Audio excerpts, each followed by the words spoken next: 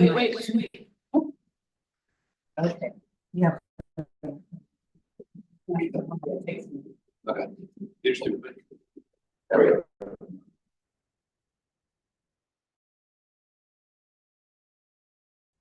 All right, Thursday, April 10th, 2025 at 6:29. Yeah. Roll call, please. Councilmember Crawford. Here. Councilmember Felina, absent. Councilmember Hornish, Here. Vice Mayor Nunn, Here. Mayor Amaruso. Here. Thank you, we have a quorum. Thank you. Looking for approval of city council regular meeting agenda, April 10th. Let me open for public comment, anyone? Oh, that's right. It's good.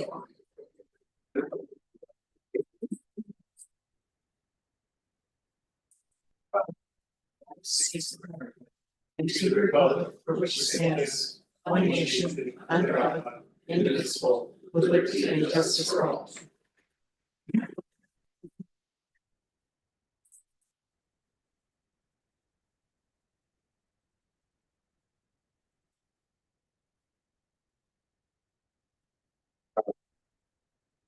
Approval of city council regular meeting agenda, April 10th, 2025. Mayor Amaruso. Yes. I'd like to pull item number 4.2 with Councilmember Felina absent. It's his appointment to the Planning Commission. We'd like to pull that item until he's present to talk about his appointment to the commission. All right, excellent. Thank you. And the public comment? We have to approve it. Yeah. Oh. Yeah, public. No. Yes. It's so.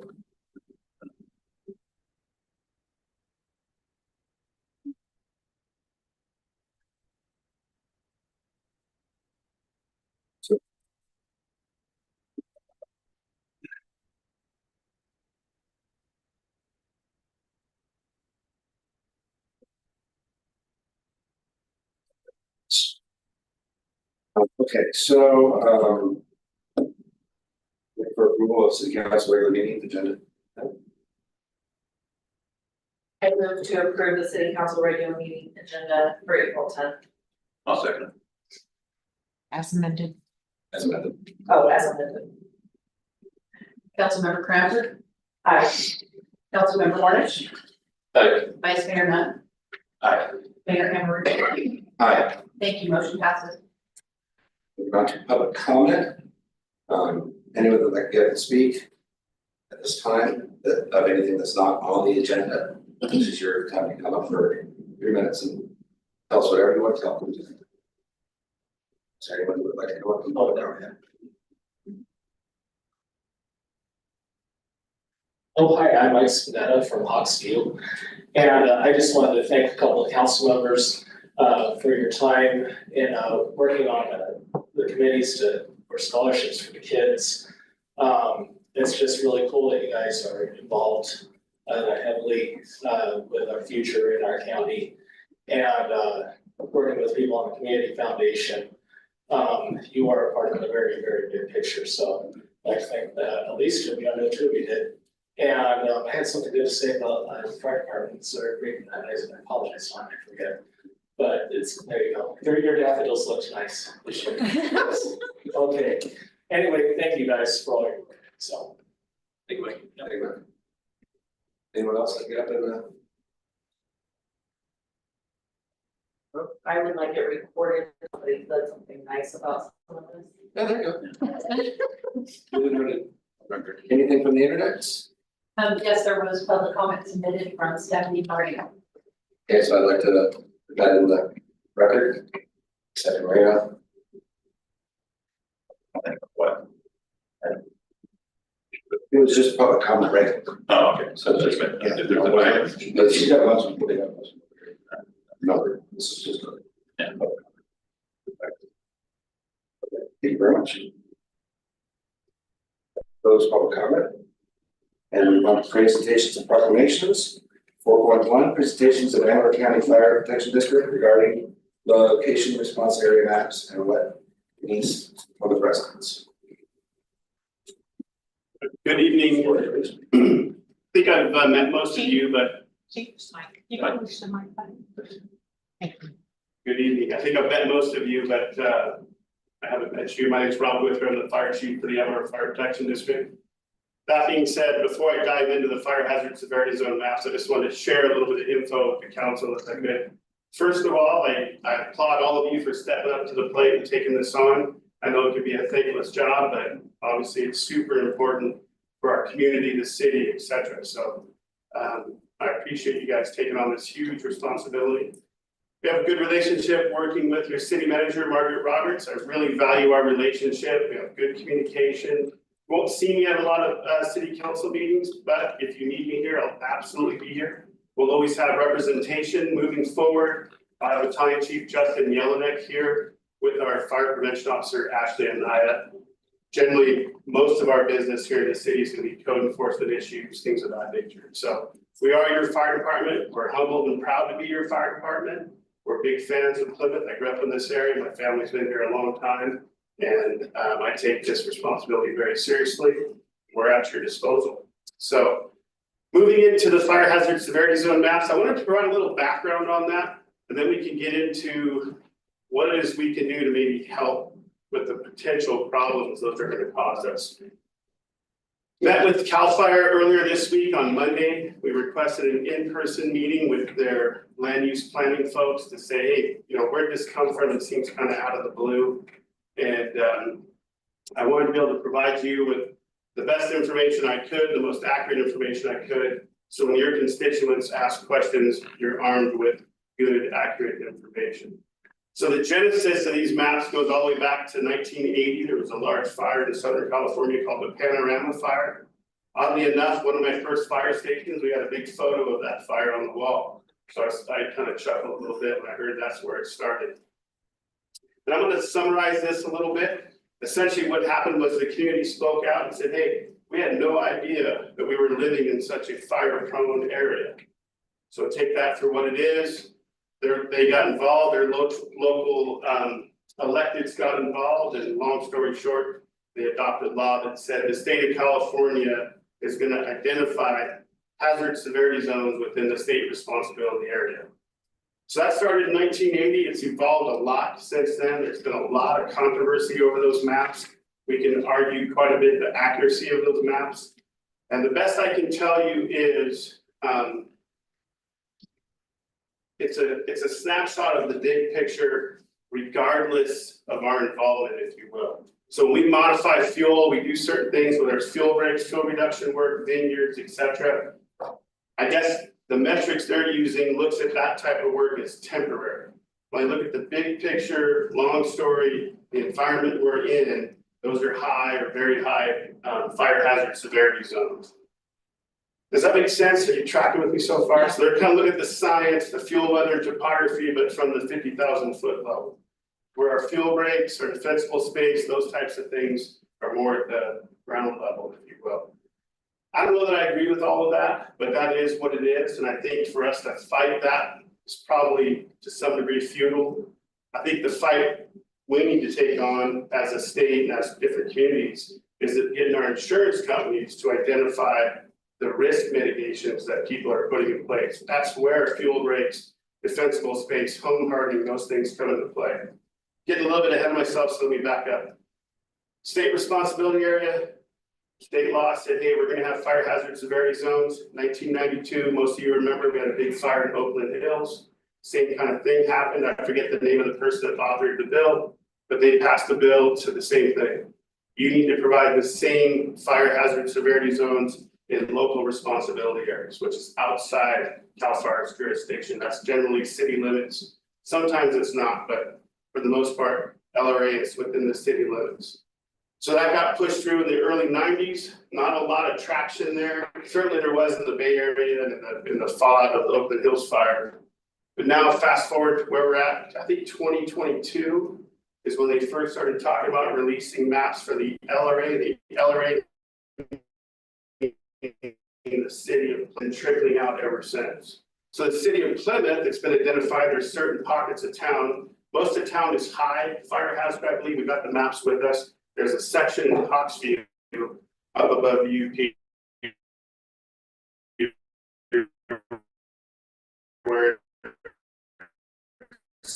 I questioned that, I said, why is that? Doesn't make any sense, there's homes in there, there's pavement in there, so on and so forth.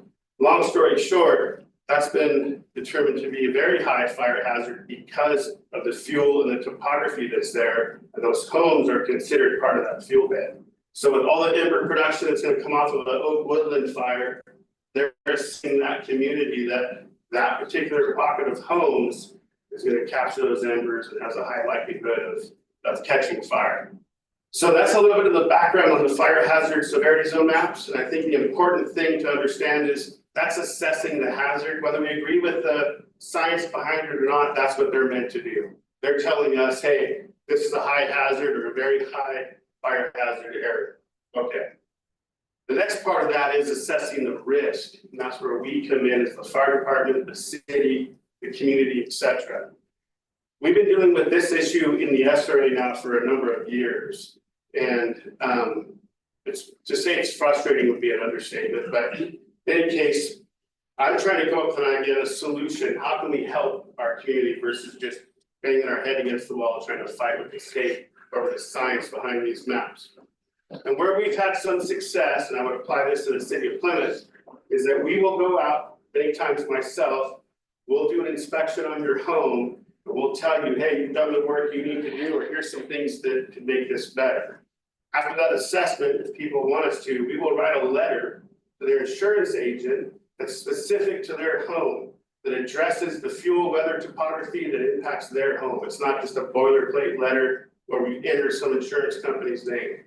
We've had fairly good success with that. I would say roughly 50% of those letters will either allow someone to keep their insurance or actually lower their premium a little bit. However, the downside to those letters is sometimes they call attention as well.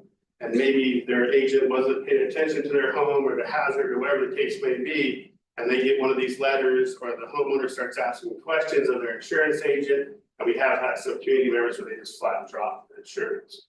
So a little bit of a double-edged sword. I think here in Plymouth, the focus needs to be certainly defensible space, all those things are important, but the focus needs to be home hardening. When you look at the fires we just had in Southern California, they started as vegetation fires, but then they later on evolved into just a traditional conflagration, if you will, building to building. And that's where home hardening comes into play. I think, it's much like a puzzle, right? That defensible space piece, that 100 feet of clearance, the fuel reduction work, all that is one piece of the puzzle. The other piece is hardening your home, the screens 1/8 inch or less, non-combustible roofing materials, so on and so forth. And the other piece is educating our community so they understand the threat, what they need to do to keep their community, their family, so on and so forth safe. So I have a contact sheet. I don't know if we can put that up on the screen, but. I have a quick question, Chief. Yeah. You were mentioning that you logo up these houses that people have a problem with insurance. Yeah. If somebody needs that, is there a charge? And I know this ballpark. There's no charge. There is no charge. Absolutely not. I think that is incumbent on us as the fire department to do. And sorry, once we get this up, it's okay.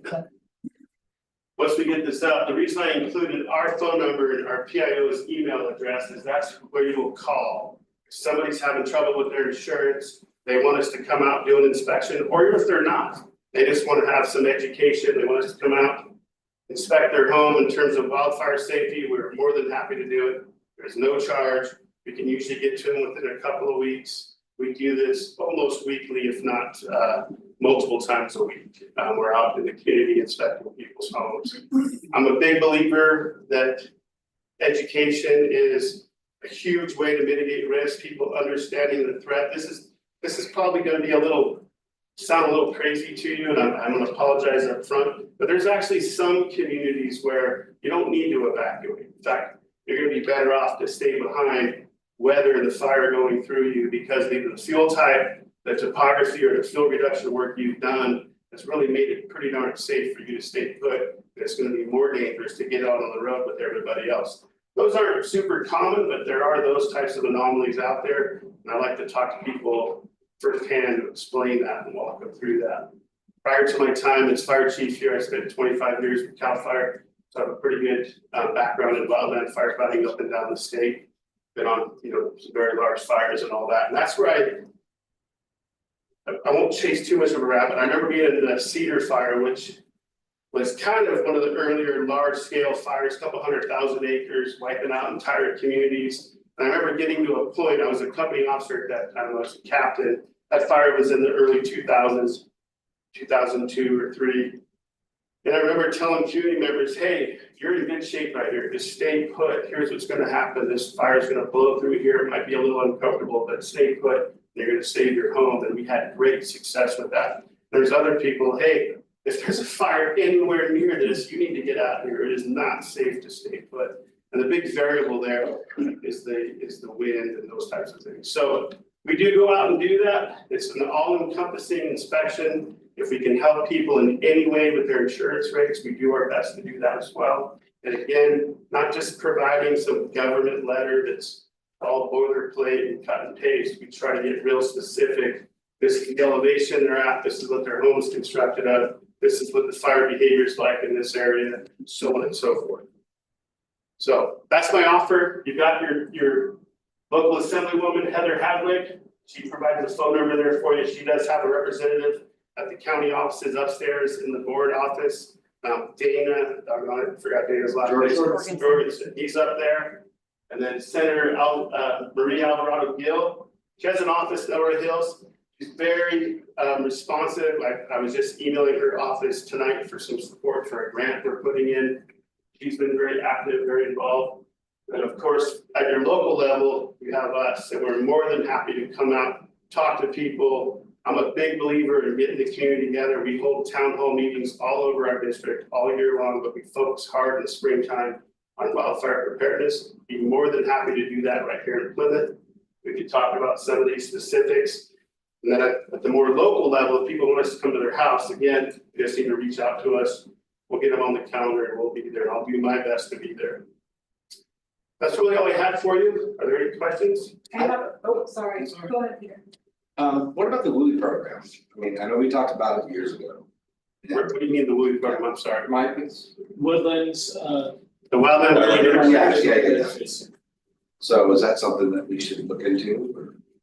I'm at a loss, Peter. I apologize. What part of that? The WUI is identifying, like Plymouth, a lot of the communities in Plymouth are in what we would call the wildland urban Right. interface. I think They're I a think grant there's a program involved with it, if I remember, this was a while back, It's okay. that had to do with helping people out on the edge of the city, Yeah, creating fire breaks along the city Yeah. boundaries to help break that fire. yes. So there's still a lot of that available to you. I say a lot. There's some of that available to you. There is some funding available for those types of projects.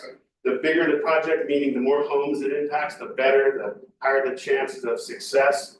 CAL FIRE funds a lot of local grants through the Amador Fire Safety Council or the Resource Conservation District that can do that kind of thing. Right. The challenge we're gonna have here in Plymouth, unfortunately, is when you look at Amador County as a whole, and I compare Amador Pines to Plymouth, Right. the threat here is much, much lower, so we'd have some challenges there. Doesn't mean we can't apply for it, but I'm just Yeah. kind of keeping it real. Here's where we're gonna have problems in Plymouth, and this is just Rob Withrow's opinion, 34 years in the fire service. Wind-driven fire, a lot of ember wash, that's where we're gonna have problems. Unfortunately, unless we have all our homes really hardened and all that work's been done, every community is gonna have problems. Outside of that, we're in pretty darn good shape here. I mean, you're talking about woodland fire, there's all kinds of barriers, natural and man-made. I think we're in pretty darn good shape. I want people to be prepared and pay attention, but Plymouth doesn't rise to the top of my mind of threatened communities in terms of wildland fire. Now, getting out to your ranch, places like that, whole different animal, Fiddletown, et cetera. Yeah. Whole different. I was just gonna ask, we have a lot of outlying, like Burke Ranch and, this way of River Pine, Shenandoah area and all that. Do you guys do that too? Yeah. The same thing in that area, go out to their homes if they want? Absolutely, anywhere in our jurisdiction, Okay, we're 513 square miles, about 85% of the county. And we travel from, almost to Kirkwood, down here to Plymouth, both wherever we're needed, we will go meet people. We've met people 3 or 4 in their living room, 40 in a community center, no problem with that. We are absolutely available to do that, and I think that's our job. Thank you for your presentation. You bet. I provided Margaret with some maps specific to Plymouth, the LRA in the city of Plymouth. In case the community wants to look at a paper map versus the computer version. Printed out a couple of 3x5 maps. You guys can have those here at City Hall. And we have all our, Dana has all of our contact information. More than happy to help any way we can. Thank you. All right, thank you guys. We should ask just public comment on. Yeah. So is there any public comment? Anyone like to get up and ask, so withdraw or anyone questions? Is there anything from the internet? No written public comment. All right, thank you very much. That will close.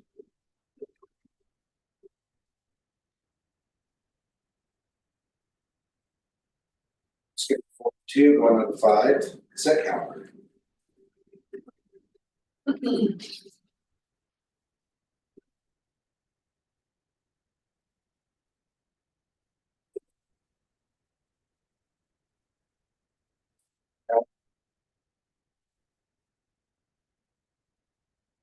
There was written public comment submitted from Amy Jones on item 5.4. So, I will submit that into the record, on 5.4. And then is there any questions for the council? I have a question.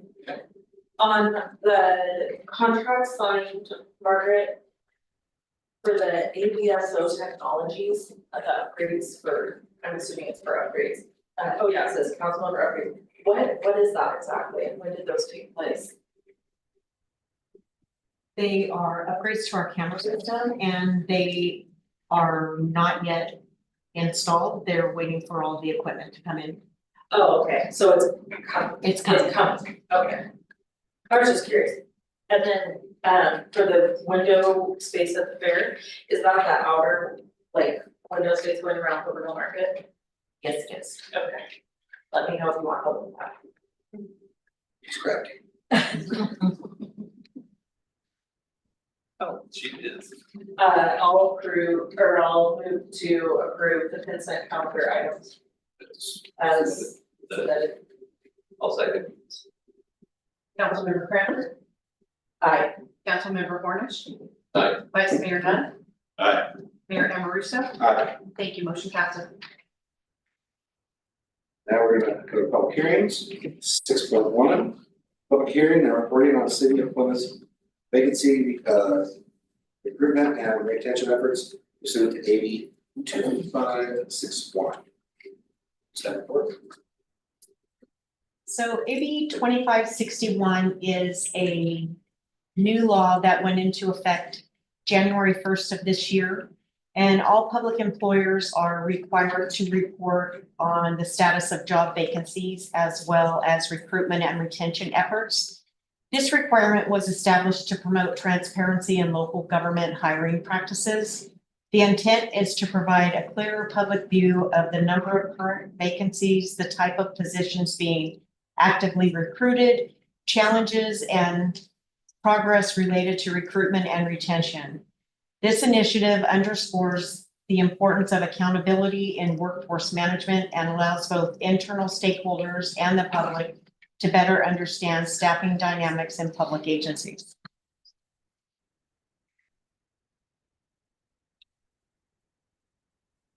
On the screen, you'll see the current vacancies that the city has, and this snapshot provides transparency, a transparent look at where we are.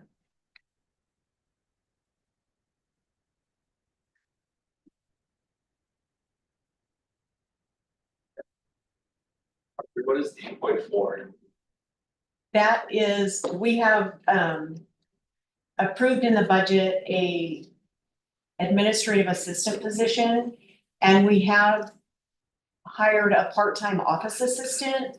And so that's the other part of the administrative assistant position. We hired at the lower level office assistant because we couldn't find an administrative assistant, but that's the other part of it. Thank you. Next. This slide on the screen highlights the various platforms that the city uses to advertise the job openings as they come available. In terms of employee recognition, staff has initiated an Employee of the Month program. And each month, one staff member is selected and recognized for their outstanding contributions. Their photos displayed prominently inside City Hall with the designation of City Employee of the Month. We also foster a strong sense of camaraderie among staff throughout the month with monthly luncheons that celebrate employee birthdays and seasonal holidays. These events have been key in building morale and a positive workplace culture.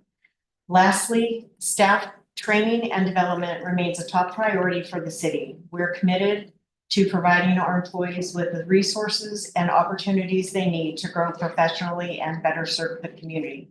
I can answer any questions that you have. I'm all about the public comment first. Is anyone, we good to talk? See anything from the internet? There's no written public comment. Very much. Council members, any questions? So that was just information, basically. Thank you. We're gonna go on to 6.2, public hearing. We're gonna open the public hearing, to introduce waive first reading by title only.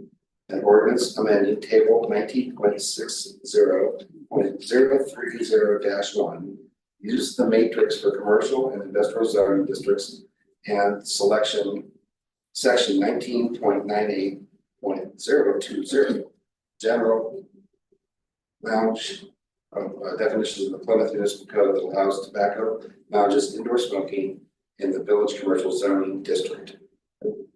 Staff. So on February 10th, the Planning Commission held a public hearing to consider an appeal filed by Mr. Taylor Rutledge of the Cedar Spill, seeking approval to allow indoor smoking within an existing building located at 9414 Main Street. Following public comment and deliberation, the Planning Commission directed staff to prepare an amendment to the zoning ordinance to permit indoor smoking within the village commercial zoning district, subject to the issuance of an administrative use permit or an AUP and compliance with ventilation requirements. Staff returned to the Planning Commission with a proposed zoning ordinance amendment during the notice public hearing on March 20th. The commission reviewed the changes and adopted resolution 2025-2, recommending city council approval of the proposed ordinance amendment. The amendment introduces the new definition for tobacco lounge and established the following key requirements: ventilation standards. The facility must comply with specific mechanical ventilation requirements to ensure air quality and separation from adjacent tenants and uses. AUP requirement: any applicant wishing to operate a tobacco lounge must obtain an AUP, which is reviewed and approved by the planning director. Details for the AUP application process and findings required for approval were outlined in the staff report. Staff recommends that the council conduct the public hearing and by motion introduce and waive the first reading by title only of the ordinance. I'll try to answer any questions I have. I'm gonna go to public comment first, and I'm gonna read in that Stephanie Marino submitted a public comment for 6.2. So I'll put that in the record. And then we're gonna move on to public comment in the room. Would anyone like to get up and speak about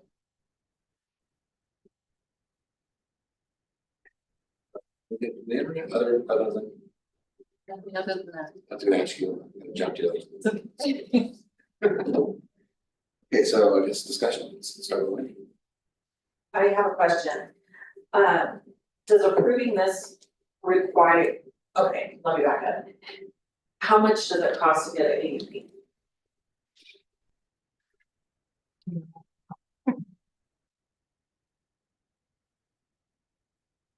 I'm not sure off the top of my head. Can you ballpark it? I think it's around $500. Okay, so it's not cost prohibitive. It's not. It's not a $10,000 fee or something. Oh, no. Asinine thing, okay. And so where it says here, apply for a AUP, pay the required application fee, that's all the same fee. Right, the permit fee and application fee is all the same thing. Right, okay. Are there any other fees possibly coming at this person? Will there be planning fees if they change something or whatever, that change the, Right, there will be the application fee, but that should be the only fee from planning that he should have unless he is gonna change everything, but I don't foresee that happening. So. Question I was kind of on the public comment we got as well. Why specifically did he have to go through getting the administrative use permit if it's legal business? What was, Yeah, so the retail sales would have been allowed under the current zoning code. The issue came with the indoor smoking. That wasn't specifically permitted under our current code. That's why we're bringing this amendment. so it's a special use? okay, I tried doing a little research on it, and all I found was under the labor code where it exempted the no smoking inside of a tobacco shop. It said they were exempt from any no smoking laws or anything if it was just a cigar shop. So that made me wonder if under state law, it was exempt. Why do you need some special from the city? It's not something that we specifically allowed in our current zoning code, so that's why we're here. State law doesn't just automatically allow cigar lounges to have indoor consumption of tobacco. Okay, if it's a designated like cigar lounge If though. it's designated cigar lounge, it would be, yes, that's what we're trying to add to our code, we don't have current affordance for cigar lounges. We have retail sales in a very generic manner, that's. So you would just come from retail sales, we could have had it permitted under that. So he was just selling humidors and cigars. Correct. And they walked out the door. Correct. But our code doesn't specifically call out cigar lounges, so to have the indoor smoking piece under the cigar lounge definition, that's what we're doing here today. Okay, I'm just like, wasn't understanding if we don't have a code about it. Why do we need to make a code if the state law said it was permitted to do that in those places? Why do we even need to make up a specific city code? We've got a zoning code that is written in a way that you're only allowed to do those things that are specifically listed as allowed uses. So we don't just allow you to do anything that might be legal unless we prohibit it. So we've got a code that specifies what the allowed uses in different zones throughout the city are. Nothing spoke to cigar lounges. Okay, I can understand that. I guess the reason I have an issue with it is. You know, everyone you talk to in town wants to see businesses here. I'm just wondering, That's what we're looking to enable here, that's why we're here now. yeah, I just This amendment will allow concerned that, this. you know, people having to go through, it seems like maybe unnecessary steps or hoops to get businesses open is a huge concern to me personally. And on this here, we wrote in, has to have a separate HVAC in that. So that, I believe that building was split into 3 separate sections. And it would have to have a separate HVAC just for that. Yes, I believe that's to address concerns about having air shared with other retail businesses that might have cross contamination of smoke then. Okay, seems like that's gonna be pretty pricey thing to do. And the health and safety concern, I think, for the other businesses that might have shared space. It would seem like that would be between the people in the building and the landlord though, if there was a problem. That they could address it to the landlord. For us to specifically have to write that in there. Cause if he's the only one in there, okay, so there's space for 3 businesses in that building. If he ends up being the only one in the building and he has to go and pay for an HVAC system for that one little corner of the building, and there's not even anybody else in the building, I think that's kind of ridiculous. Yeah, but someone else could rent the other space. Doesn't it fall into health and safety though? It does, it's a health and safety Yeah. concern for the other spaces. Yeah, so it's not a concern to like whoever is visiting there but also concern for potential future, you know, renters in there or public walking by. Yeah, I understand that. Understand that, I'm just worried that what that expense will be if this will still make it a viable business. Are you Taylor? This one. Can we ask him questions? Yeah. Is that okay, Andrea? Sure.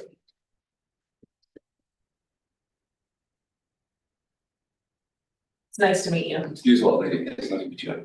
Are you prepared to do the modifications that need to be done to the building for this project? So I agree with the aspect of the cigar lounge being hemostatically sealed off from another business. You don't want to be an enemy to any next door neighbors that you have. You want to work with your community. You want to have good relationships with your neighbors. The specific building where I'm trying to move into, it's already separated on the inside. And I believe it has a mini split in there. So in that particular case, I don't have to really do much with the HVAC. It would just have to be, I think there's a non-operational door between two of the businesses that I would just make sure is sealed. Okay, so so the tin roof is butting up against where your cigar lounge would be, Correct. right? Okay, so my understanding is the tin roof is leaving Plymouth. So if a future business wanted to come in there, you would be able to assure that that business wouldn't, let's say it was a clothing store, that their clothing isn't going to smell like cigar smoke because of your neighboring business, correct? Correct. The building's already sealed off. And then any good cigar lounge is going to have good smoke heaters inside to Okay. clean the air cleaners. A cigar smoker doesn't like to sit in a bunch of Smoke. smoke. That's not enjoyable. Yeah. So I have that a wouldn't be my friend who goal. has a cigar room in his house Yes, and his house doesn't smell like smoke. correct. So, yeah, okay, I just wanted to meet you and ask you a few questions and get a feel for where you are at with how this is written. Are you feeling good about that? For the most part, I agree with the public comment that was provided online, and that was the purpose of my original appeal. I take issue with the definition of use that the city is using here. Because smoking it's ancillary, it's not, for example, it's not written into any of the other uses of buildings that people are allowed or disallowed to use the restroom. But people do use the restroom in buildings, but that's not written in. A cigar lounge is a place where you buy tobacco products. State law says if you are a cigar lounge, you have the option, if someone would like, to consume that cigar or use that cigar within that establishment, specifically and only that establishment. So I don't agree with the use term that is being put on smoking indoors. But other than that, I agree with, sealing off from your neighbors because you don't want smoke to affect other businesses. Okay, thank you. So the only added cost by making all these changes, and correct me if I'm wrong, we're purely making this change to amend the code, is that correct? Okay, getting ahead now. So air quality is being taken care of. And maybe you can follow up, Margaret, about the total cost. Because as much as I want to attract new business in small downtown, I think we should be amicable as much as possible to help businesses get their foot in the door here. Yeah, so on our adopted fee schedule, it says that administrative use permits are a $50 charge plus the actual cost of staff time involved with the application. Okay, thank you. Okay, I think overall, what council is saying is we want We do. Taylor to be able to have this, we don't want him to go through a bunch of BS to have it, just let him do his thing so he can have a business on Main Street. So by approving this, I'm gonna be honest, I don't really get the use situation, like, I don't get why that's a big deal. I know, I'm sure there is a reason it's a big deal, I just don't understand it. So, I don't see the point in taking up everybody's time to help me understand something. So for me personally, I just want him to be able to have and open his business. So Andreas, by approving this, that moves him in that direction? It does, it puts him in a position where we can process his application for the administrative use permit. Review the plan, make sure that the HVAC system that he's describing actually complies with the, And we're not gonna jam him up over that. This is, I so don't see this, why we would. okay, I think everybody's on the same page that this is something that the council wishes to see. okay, second question I have for you, I think you'll be the only one that can answer this. Is can we make an amendment to this to say we're approving it, we don't need the zoning use permit situation? Like, it doesn't matter, like, go forward, or, You need for his project, no, we're not really considering his project specifically here tonight, we're looking to make an amendment to the zoning code. That will allow this use for other people as well, so we're not really acting on his project, his application tonight.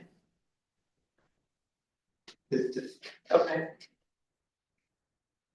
I'm processing now.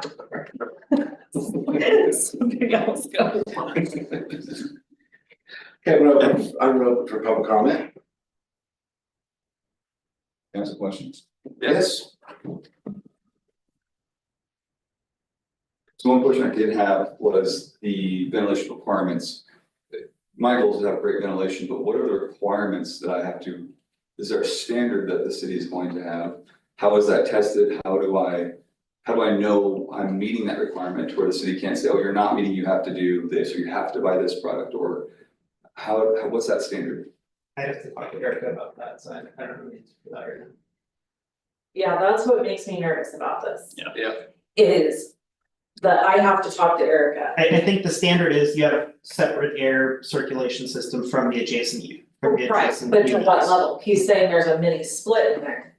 So if That But is they're only also- connected to one unit though, that's Correct. not shared. It's only his unit. it's only in his unit. Yeah, so that would clearly meet the definition of having a separate air ventilation, air circulation system. right, an air scrubber basically. And he will have smoke heaters in there which will purify, will clean the air. All I'm saying is I don't wanna kick this man down the road and then planning says, oh, you gotta do all this fancy HVAC stuff to get your place up and running.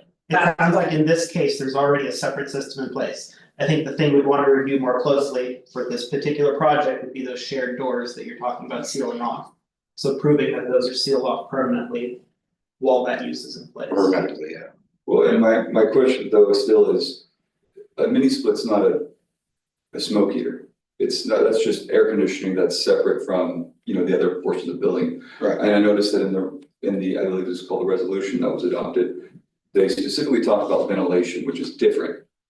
So what is the requirement of my ventilation? I plan to have great ventilation, but is there some sort of standard that the city is saying you have to have it by, this parts per million and we're gonna come sniff it, and if you see what I'm asking? I see what you're saying, that's the sort of level of detail we typically would put in a zoning code, that would be more of a staff level.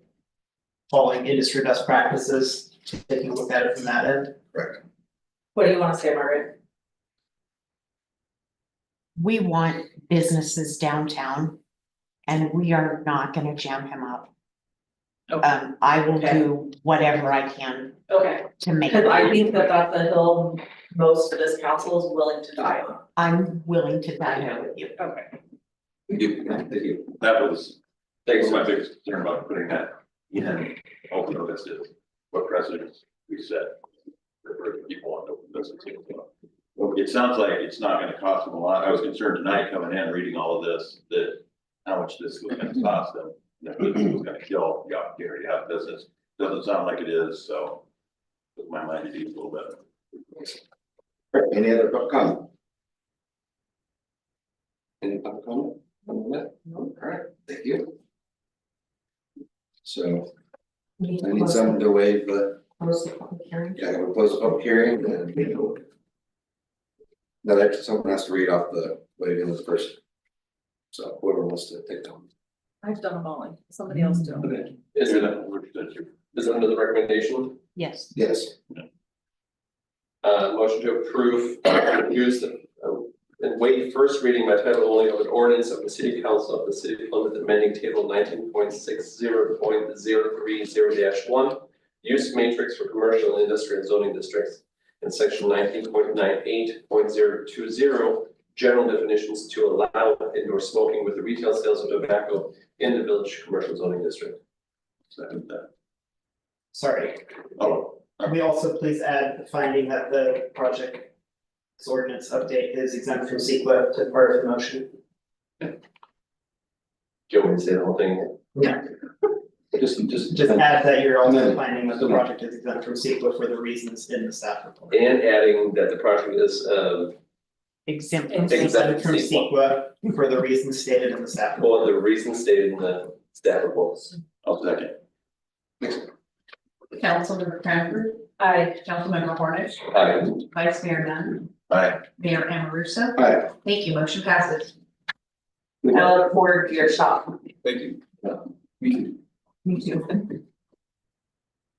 All right, 7.7, regular agenda item, 7.1, consider changes to the transient occupancy tax TOT grant policy CC-048. Staff report. This item is back from the previous presentation on March 13th. And after that meeting, the city attorney reviewed the council's feedback and independently incorporated the redlining and additional language that are included in your packet. And I want to clarify that I did not contribute to the redlining or any of the new language. All the edits were based solely on the notes taken by the attorney during council's discussion that evening.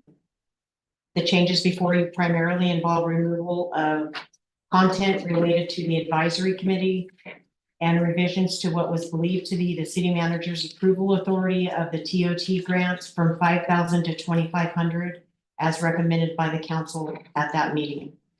Additionally, I need to correct a statement I previously made to the council regarding requests for TOT information. I discovered that post-event reports have been submitted less frequently than I believed. I reported that they were coming in at about 90%, but in fact, they have been coming in minimally. So I just wanted to clarify that misstatement, and I'm available and prepared to answer any questions that you have on the policy. Yes, thank you. So I'm gonna open up for public comment. Anyone that you have to speak on this?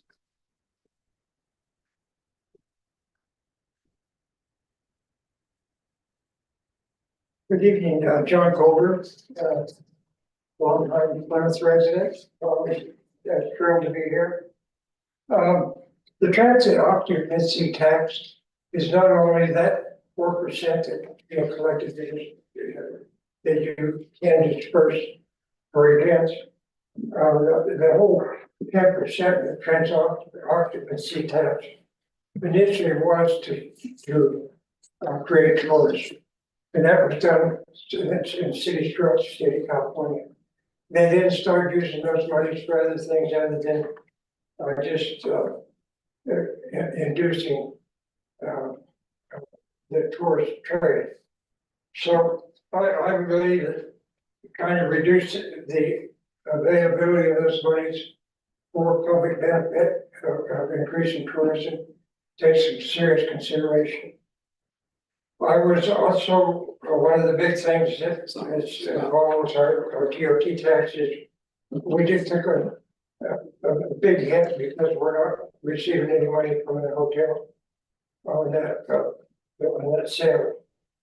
However, I think that the council and the attorney needs to take a look at what the law is in regards to take a land into trust. They are required by law to make you whole of any income that you have lost in property tax, sales tax, or in this case, TOT tax. They're required to do that annually. And they aren't doing it in any other communities in the county, but that doesn't mean that you guys have to hold your head down and not ignore the agenda also. And it's a big issue. And of course, that a lot of that was addressed in the court case that we had here, and where the county sued the city over the previous agreement. And that the decisions in that court case were binding by the city and binding by the county, and they're in violation a lot of the stuff that's currently going on here. We're not receiving any from guys for that or any improvements on the highway, on the roadway there. The environmental work and all that, it's a requirement of the law. It's a requirement of the court case. And you need to visit that before moving on and also try to impact with the tribe, you know. We're gonna come after you if you don't wanna tell what your trust agrees that you need to pay us. And Thank you, John. Thank you, Jeff. Thank you.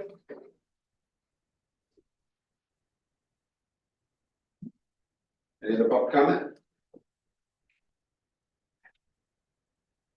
Okay, see there's none, is there anything from the, There was written public comment submitted from Amy Jones and written public comment submitted from Stephanie Moreno on item 7.1.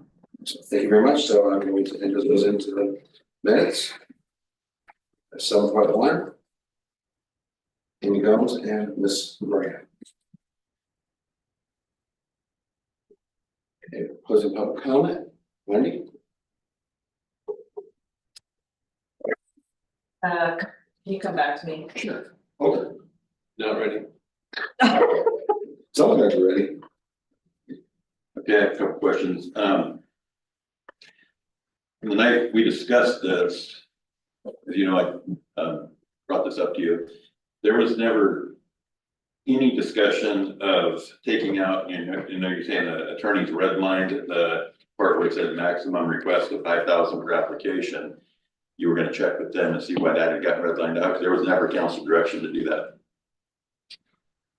I did email her and she was positive that that was a comment made by one of the council members and the council's welcome to discuss that and it can be changed tonight and put back in without any problem. I can tell you she's incorrect. I went back and watched the meeting twice, that whole segment. Because I was curious why that was the way it was. And there was never any mention of doing that. And the only things that were mentioned, changing the direction that you were given, was that everybody decided they wanted to take out the ad hoc, you know, citizens advisory. Yeah, and that write in that you could approve up to the 2,500 and anything over that came straight would go right to us. And those were the only two changes that supposed to have been made. They come quarterly. Yeah, and doing the quarterly thing, I forgot about that, so thank you. So, why I got this again, I was a little frustrated. So we can change whatever you all can agree to here tonight without that. I think we are all agree on that, I think that's pretty sure. So the change is to put back in the maximum grant request of 5,000. Yes, because we have in policy, we all know that we have granted larger at times on a couple of events, and we could still do that. The city council could by a majority vote at any time they want, you know, to grant someone more than that for a certain event that could justify really requiring it or needing it, like putting on the rodeo or stuff like Then that. that sounds like we should be taking it out, because larger approvals over 2,500 are gonna come to the council anyway. But you've got a policy that says 5,000. And then, Because for the most part, having it in there, my thing is that if you don't put any cap on it, you have people asking all the time, possibly for more. It's a very, I would say a special thing, a rare thing. We don't want people to think, oh, I'll go for more. So 5,000's it, we might consider at times, once or so going more. But and then the other issue was that just that it got removed and it was never. But what he's saying is it's. my point is, I if know, you I sometimes understand consider what you're saying. higher rewards, then it seems kind of arbitrary when you'll entertain those higher rewards if your policy is 5,000. Right, so historically, it was 5,000. Mhm. And it's always been 5,000 to the city manager, anything above that comes to the council. Because otherwise, you know, we get eaten up at every meeting, and that's kind of why we switched some things around and did some different stuff over time, and then. Yeah, I think it's kind of bring it back to what it originally was, but, so we did talk about going to 2,500 for her, but in talking to Margaret. She says, you know, whatever, you know, they're all gonna exceed $2,500, so. Then everything's gonna come out, so there's I say we either take Margaret out of the mix, or put it back at 5,000. Because otherwise, just nothing's gonna come. Well, wait, there's one thing on that though. When you tell people your maximum amount is this that you can request, that. No, I'm not saying that, that's not what I said. No, Up to 5,000 through Margaret, I and anything above understand that that, comes to us, and then we can approve 25, 30,000 if we want. There's no cap, right, so I'm not saying that we're gonna stop anyone from asking for more. It's whether we agree or disagree with them. no, sorry, so what I'm saying is, when it says. Like previous, maximum grant amount is 5,000. Then. There may not be, everybody may not understand that they can request more than that. So what I'm getting at, I may not be articulating this well, but what I'm getting at is. They're gonna say, oh, well, we can request 5,000, and then Margaret has a $5,000 approval, and then nothing ever comes before council. So all I'm saying is that as somebody seeking out a grant. Right. They're gonna read, oh, maximum grant amount $5,000, so that's We all can I'm word gonna that however we request. want, I don't care. No, I know, I'm just saying that that's, to me, part of what plays into it. But again, historically, the problem was that why we went to the group of people to do the vetting of it, was because the word on the street was, Plymouth's giving money away for free. Go down to City of Plymouth, they'll give you a grant for anything you want. And we were getting hit every meeting with you. Can you agree with that, John? And so we had to put a stop to it, something to kind of slow it down, because it was out of control. So it's not that we don't want to give the money, it's just we had it. So then after COVID came in, that part kind of fell apart. So you're saying that there were a lot of people coming because there was no maximum grant amount? Well, it was 5,000 to the city manager, that wasn't Margaret at the time, but it was 5,000, I think it was Jeff Gardner at the time. Yeah, And then if they wanted more, they would come to council. and but what you just said to me is that there was still a bunch of people coming to council. Yeah, they want more. Under this old policy though, and you're saying that policy was put in place to stop that from happening. What you're saying is contradicting it. But we made it quarterly, like we did this, it would go through. The group of, people that would vet it out for us. That was, what's her name, Tracy? I was on that advisory committee, we never had any grants come through. Right, and everyone kind of went away. After that, it kind of stopped everything. So if I can make a suggestion. So saying that, I word this, that part of why we put in the $2,500, the city manager can award $2,500, is that we get in here and we were being told, all the council members that came on here, that the city manager could be awarded $5,000. That wasn't the policy we had, and I brought that up in the meeting, put it out, said there's no policy for that. And I said, well, it was that way, and then it's not that way, and it's not the policy we're going off of. I gotta feel at this point, this thing is. What I think we ought to do is table this tonight, make an ad hoc committee of 2 of our members to redo this policy once and for all, bring it back to the public and the rest of the council and say, this is what it's gonna be. It seems to be, to me, that would be our best bet. Council. I think Andrea said something the same. I was just gonna make the suggestion, if your concern is a high volume of items, only considering them quarterly is a great way to address that. Right, I think the dollar amount issues sound Doesn't matter, totally yeah. separate. yeah, separate, doesn't really matter. And just one more thing, if you do entertain requests over $5,000, I think it would be bad public policy to have a policy statement that says the maximum is 5,000. Right, yeah, I agree. I have a question for you, Andreas. Do you think that it would be wise to do what Don's suggesting and just revisit this policy altogether under an ad hoc committee, or do you think that there will be redundant? That's really the pleasure of the majority of the council. Okay, Yeah. I thought that's what you That's said. that's why I said, which the council. That's what- I strongly feel we need to, there's so many red lines and changes, and there was multiple policies floating around that some people were going off of, others weren't. And I just kind of feel like it's a mess that needs to be fixed right once and for all, and I think this would be 2 of the members here make an ad hoc. We look at all of these policies, we come up with something new, we bring it here. And then there's a chance for public input on it at that time. No, And we're we fix doing it. it tonight. Do we have to create an ad hoc? It's been transparent the whole time. This is where. Well, yeah, the two of us, we don't have to do that, we wanna sit here and do this whole policy in a meeting and get out of here who knows when. But I don't think, I think It, you're. it sounds to me like most of the issues have already been covered tonight. It's the $5,000 issue. It's whether or not Margaret should have any discretion to approve anything. Right. And whether or not the grant request should be processed accordingly. Right. and if we should have an advisory committee, that's the other thing we removed. We Right. requested to remove. Right.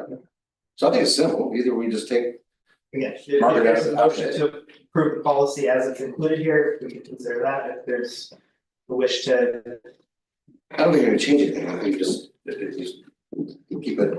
I think we'd be writing a lot more clear language, I figure some of these, What are some of the other language that you're not well, satisfied with? I mean, we all agreed last meeting, this is what we wanted. So I thought we were already on the same page. I mean, we can rewrite this tonight, however we want it. I'm not gonna kick it down the road. Exercise of futility. I mean, everything's been transparent, the public's been involved the whole time. So it's not like it was not ever, abilities.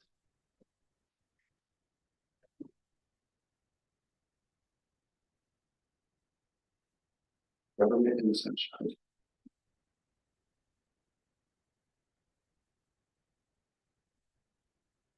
if you think, city manager's telling us that people haven't done the required reporting back and stuff, I think that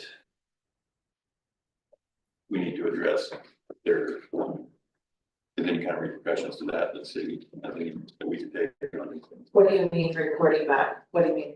Oh, telling us how they use the grant money? Isn't that what always happens? All grants. Right? But you're, so that's already in the policy and we're not proposing to change that there's a requirement to report back how land is used. Right, that's very clear in there. I think that's a matter of following up with the grant recipients and if they come back for future requests, considering if they didn't report back as part of your deliberations on whether or not to give them more money. so if we were just take 5,000 out and just do it quarterly, and they can come to us, whatever the month is. Anywhere from $2,500, $500, 15,000 or whatever. I mean. I see what Andreas is saying about if you, with removing the maximum grant request, if there's really no point in having a maximum grant request amount. If anything over 2,500 is still gonna have to come before council. Correct. Correct? That's what you're saying. Yeah. Yes, Okay. and I'm saying it's actually misleading if you list $5,000 and you sometimes consider requests for more money. Okay, Like if 5,000 were a hard cap, the council will only consider requests between 2,500 and 5,000. Right. Then it would be perfectly fair, I think, to put 5,000 as your maximum there. okay. But what I'm hearing is sometimes under some special circumstances where a bigger event is looking for a grant. Like the high school radio, yeah. The Yeah, council correct. considers a higher amount, I think it would be misleading to list 5,000 as a maximum. Right. Margaret, when you told us before that there was around 20-ish. I think you said 20 to 25 applications each year that were 5,000 or less. And you approved about half of them, I think is what you had said. Do you have any sort of reporting that you could give us separate from this issue at a later meeting on what those were for and that kind of stuff? Of course. Okay.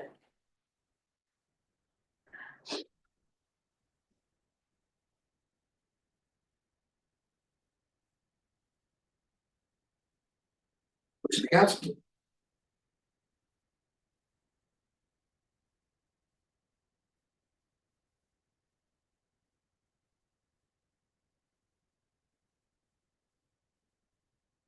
Over, do you have anything on this? No, because I feel like we're beating a dead horse. Right. We talked about it at length at the previous meeting. And we all agree. Yeah, so. No,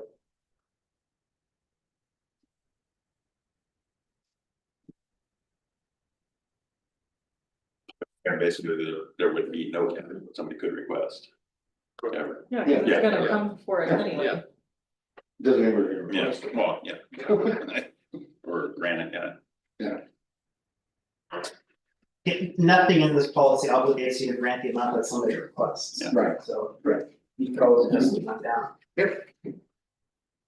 So I'm looking for a motion.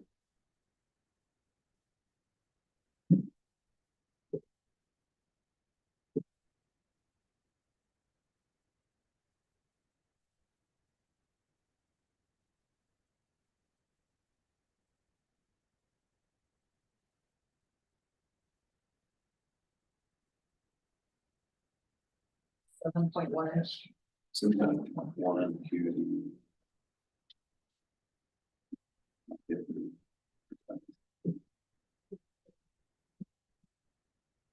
Mayor, it sounds like there might be another public comment on this item as well.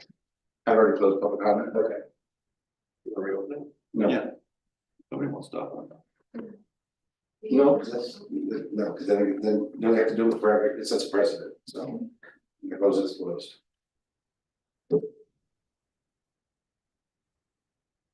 And who wants to talk? Why does that matter? Oh, no, he's already had one bite of the apple, let get 2 bites of the apple. You already spoken. I didn't hear you, what was that? You already commented You on already this. commented, so you only get 1 comment per item.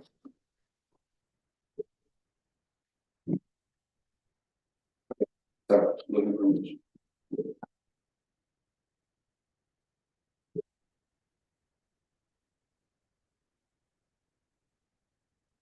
That's all.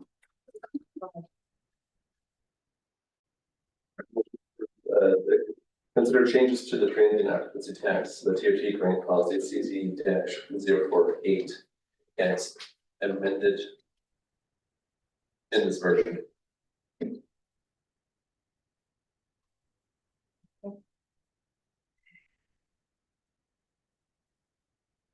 I'll second. Councilmember Cranford, Aye. Councilmember Hornish, Aye. Vice Mayor Nunn, Mayor Amoruso. Aye. Thank you, motion passes. Moving on to 7.2, approval of second amendment to the city manager's employment agreement, increasing base salary to 147. That one is me, so That's for you. I will cover that. So the council's met twice in closed session to discuss the city manager's compensation. Based on those discussions, we have an amendment to your contract for you for consideration tonight, which makes 3 compensation related changes to your contract. One, it would increase the excuse me, the base salary from 135,000 to 141,000 or 147,000, apologies.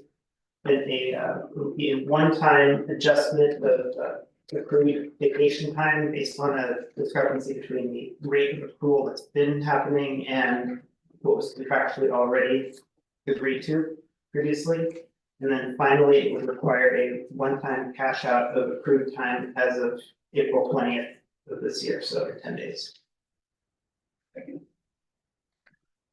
Is open for public comment?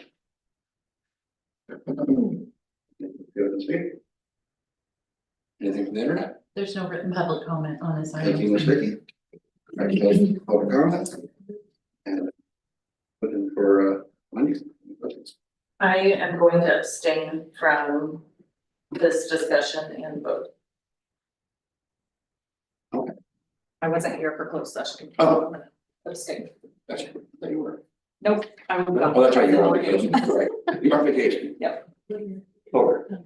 I motion to approve the second amendment to the city manager's employment agreement, increasing the base salary to $147,000. It was your comment, we're not doing motion. Oh. If you had any comment. That is my vote and my comment. Don, you have something to say? Yeah, on, heard the attorney say that this one-time payout as of April, what'd you say?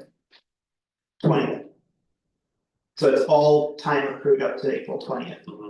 It was, I thought it would have been to the middle of March 16th is what we were going up. Backdating? It was just a March The 16th. salary adjustment is backdated to Yeah. mid-March. The payout of accrued leave time is as of April 20th. I don't remember that one, but I thought everything was due March 15th. But then she had a specific date she wanted to catch it up. Okay, and then on Sorry, the, on not the, she. Margaret, it's Margaret. okay, the 790428.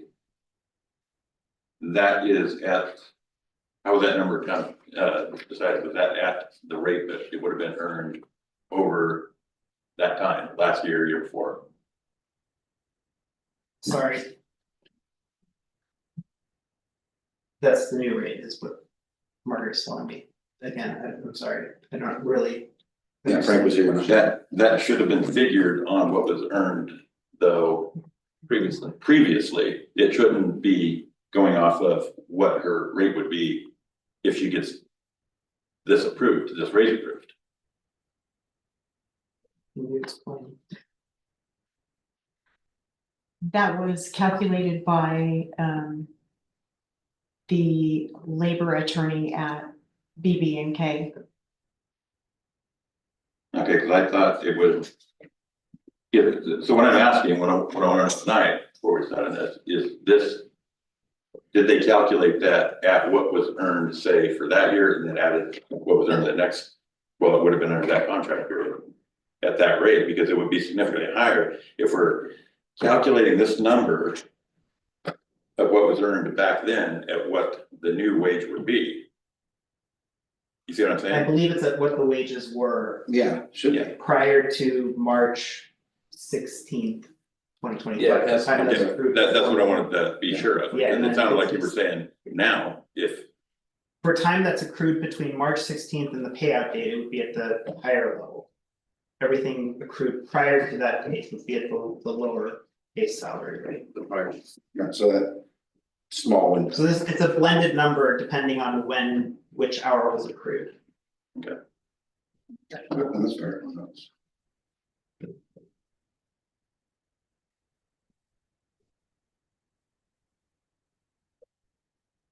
You can make your motion again if you want.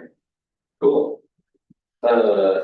Motion to approve the second amendment to the city manager for employment agreement, increasing the base salary to $147,000 a year.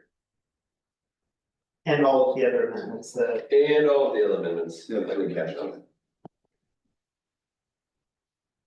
I'll second. Councilmember Cranford abstaining, Councilmember Hornish, Okay. Vice Mayor Dunn, I, Mayor Anne Marie. Aye.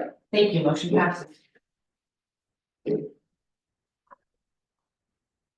7.3, approved amendment to 4-leaf professional services agreement and an amount not to exceed $100,000 to continue planning services and authorize the city manager to execute the agreement. Mark. On November 1st of 2023, the city entered into an agreement with 4-leaf for planning services in the amount of $100,000. As of now, only $652.50 remain on that contract.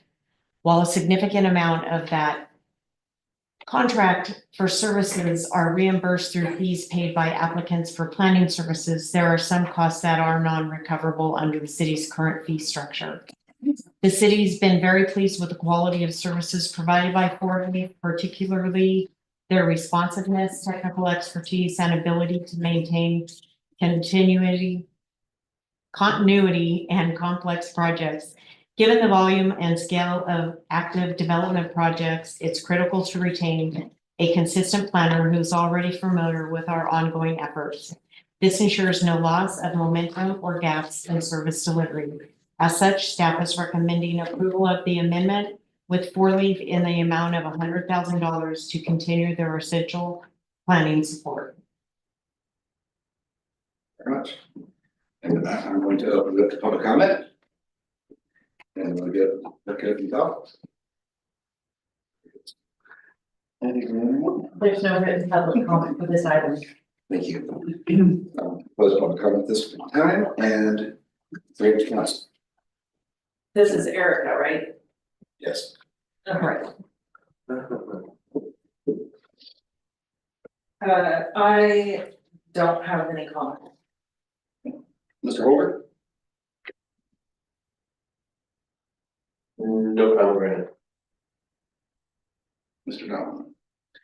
You said that this was from November of 23 until current, Correct, okay, so it wasn't just for like one fiscal year. right. Okay, so it's been roughly a year and a half. Yeah. $100,000. And a lot of that was because of the housing elements, work they had to do and other things. Was that correct?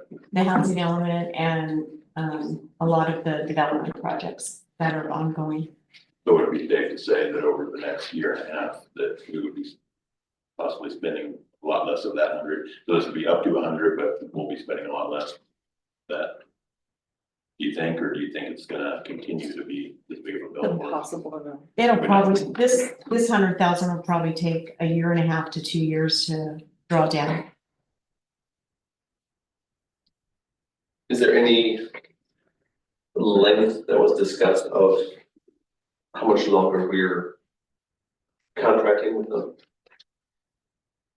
We don't have any planners on staff, so we will always need to contract for planning services. So it'll be as needed, Yes, ongoing, correct. in perpetuity. Unless we hire a planner like we had. And unless we hire a planner for on staff. Which might be cheaper. And Could yeah, be. that's what I was gonna ask. What approximately would a planner be making a year? Our last planner was what, 65 or 70? Sorry, I'm gonna interject. It doesn't really matter, I don't think, because that's not what's before us on the I agenda. understand that. Correct. We just need to decide on the 100,000 and then we can always discuss hiring a planner at a later time. Yeah. Would be my thoughts. Can talk about that during budget. Yeah, that's a good time. It's a great time. So. Any other questions? Seeking the motion. I motion to approve the amendment. Approve the contract amendment to Leaf Professional Services Agreement in the amount not to exceed $100,000 to continue planning services and authorize the city manager to execute the agreement. Second. Councilmember Cranford, Aye. Councilmember Hornish, Aye. Vice Mayor Dunn, Aye. Mayor Amarissa. Aye. Thank you, motion passes.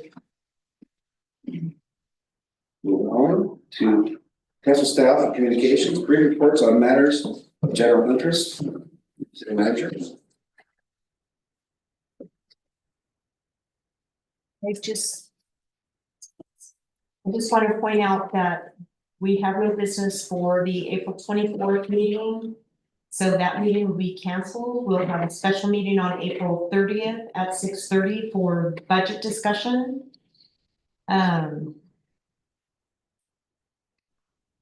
And that is going to be my report for tonight. Excellent. Council members? Wendy? I have an ad hoc committee report. The new ad hoc committee met internally with the city staff and consultants twice. This is for the Island Band ad hoc committee. The initial meeting was spent getting the new ad hoc committee up to speed on what is happening.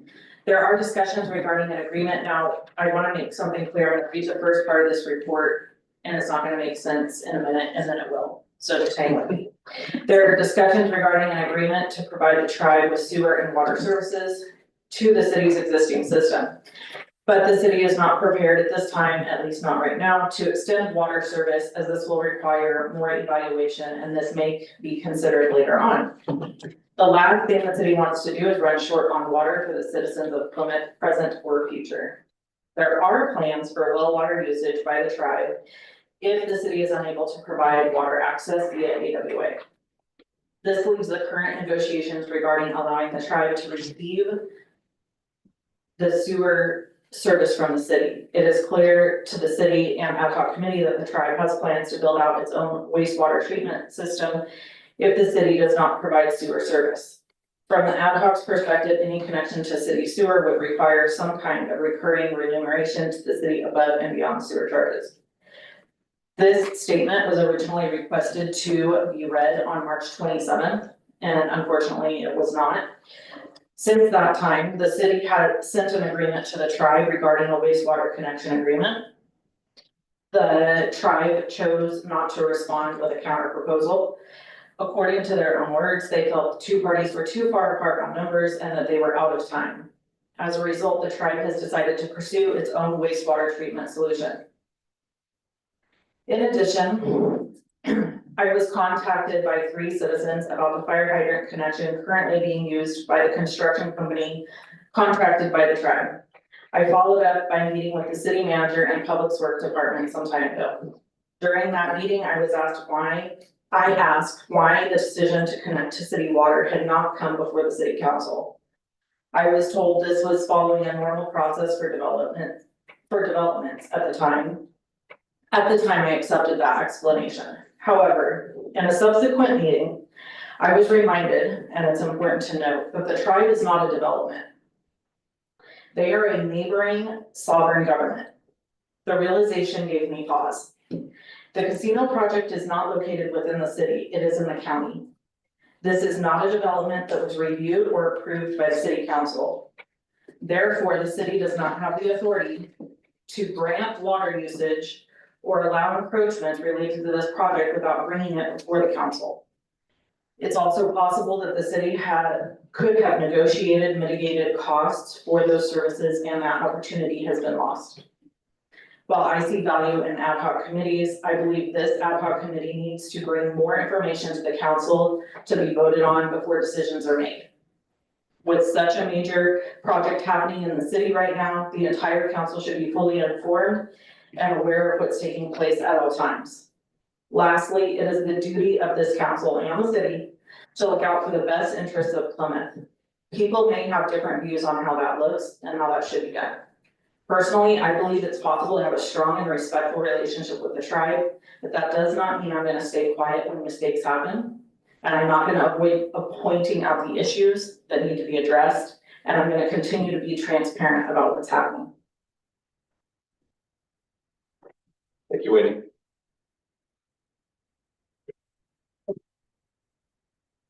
Something to report?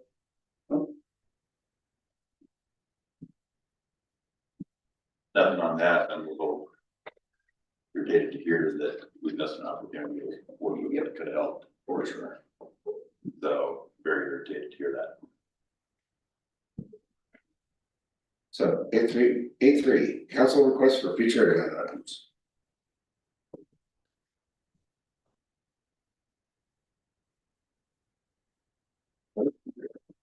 Then I guess we're gonna go into a session. Thank you guys all for being here.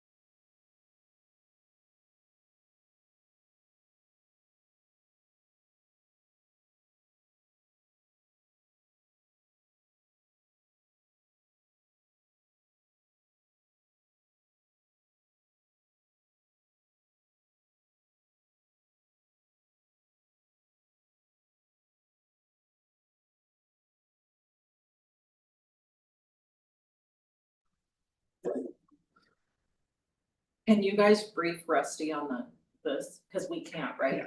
Of course you did. Okay. It's gonna take a few minutes for the.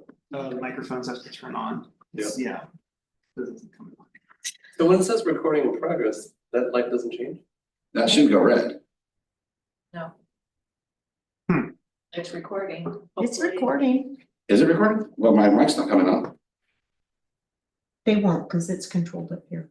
Oh, Oh, okay, I thought, okay. before I thought we reported, okay. The council met in closed session and took no reportable action.